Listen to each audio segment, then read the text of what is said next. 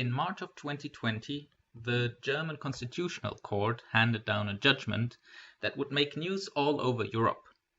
In short, the German court said that in a previous judgment on the same case, the European Court of Justice had overstepped its competences.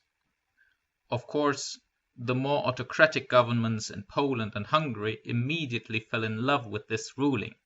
The German court had shown the big bad EU that it cannot dictate whatever it wants to. Euro-federalists were in tears.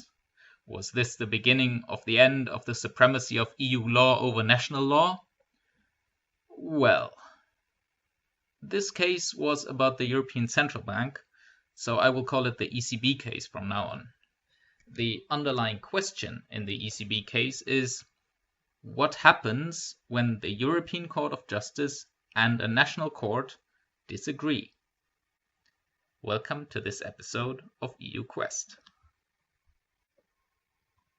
Kompetenz-Kompetenz is the ridiculous and therefore catchy German legal term that describes the concept of deciding who decides.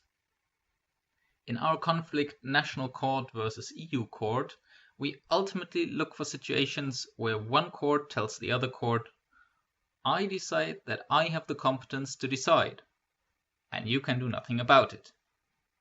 Now, national and European courts don't like to disagree with each other. After all, they only judge individual cases each time, so when a court arguably overreaches its competences, this overreach is often very minor and very case-specific.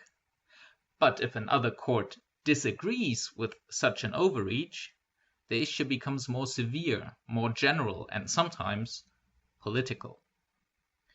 And that is what the courts really want to avoid by questioning another court's competence. They are also, in a roundabout way, questioning their own competence. If the one court can be wrong sometimes, why can the other court not also be wrong sometimes?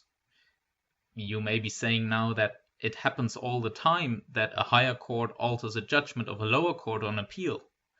And you are of course right about that.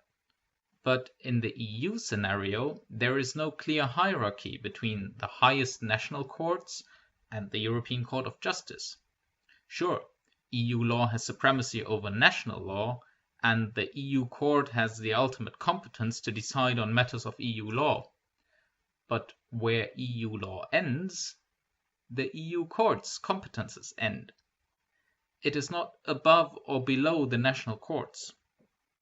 In a perfect world, these courts would function like good neighbors in a peaceful neighborhood with small hedges between the plots that really only serve aesthetic purposes. Like siblings that each have their own room in the house of law and justice.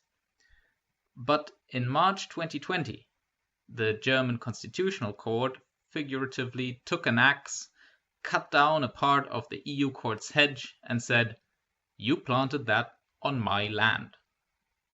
Now you may be saying, so what? Then that's just how it is. The EU court does what it thinks it can get away with, and the national courts stop it when necessary. Well, yes, but let's put that into context. The oldest ancestor of the current EU legal framework is the 1951 Treaty of Paris, an international treaty based on international law between national governments. It was difficult for the people at the time to imagine that a supranational behemoth would be emerging from this seed. Yet they did.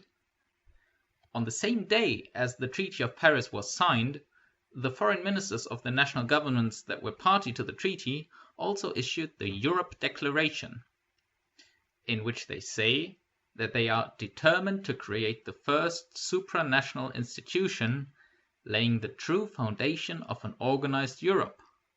So, from its inception, the EU court was faced with a mismatch between what it was supposed to be and what it was. This disparity has continued throughout the decades, with aspirations for the EU naturally always firmly ahead of reality. Logically, this has put the EU court in a tight spot on multiple occasions. Often enough, the court had to make up law as it went in order to guarantee the functioning of the broader EU legal framework. Hell, even some of the legal steel beams that hold EU law together today were originally invented by the court, such as the direct effect of EU law in the famous Van Gent and Loos case, or the supremacy of EU law in the Costa versus NL case. But why, you may ask? Why did the national courts let this happen? Why did they let the EU court come up with all this stuff without using their Kompetenz-Kompetenz?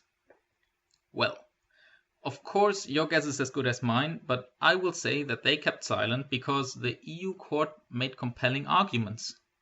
In Van Gent and Loos, it made sense that individuals could not sufficiently rely on the treaty if they could not sue in cases where their rights under the treaty were violated. In Costa versus NL, it made sense that European law could not be the same in every country if it couldn't take primacy over conflicting national law. So, if all that made sense, why did the German court intervene in the ECB case? Good question. The one and only goal of the European Central Bank, according to the EU treaties, is to maintain price stability by keeping inflation at just below 2% per year. During the euro crisis, however, it became obvious that the ECB did not have the appropriate tools.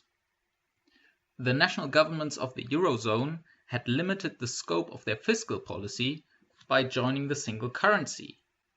But the ECB could only use monetary policy with a very narrow objective to curb the crisis. It was obvious, without action from the ECB, the Eurozone would fall apart. So, in January 2015, the ECB started its public sector purchase program, buying government bonds from all Eurozone countries to make sure that Greece and some others would not go bankrupt.